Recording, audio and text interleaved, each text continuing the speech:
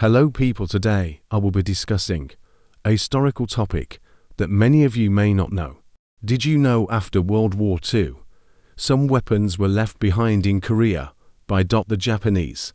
Then Korea was split into two, one in the north under a communist government and one in the south with an anti-communist government. Japan had military aircraft stationed in Korea during the war. However, many of these planes were either destroyed or dismantled after Japan's surrender. Some aircraft may have been abandoned at airfields or storage facilities. I'm not completely sure, but I think the North and South Koreans may have restored these aircraft and used during the Korean War. Aircraft like the K-52, K-84, a 6M0, K-43 were also left behind in Korea. It's important to know that Japan also played a huge part during the Korean Civil War.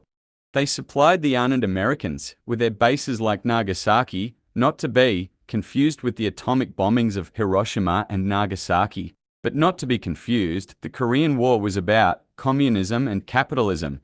It was a part of the Cold War and not World War II. Another fact about the Japanese in Korea is that some Japanese soldiers held out in Korea after World War II. I couldn't find any images of Japanese soldiers holding out in Korea or any stories, but I did find out about the story of Hiroo Onoda, who held out for 28 to 30 years on Lubang Island in the Philippines.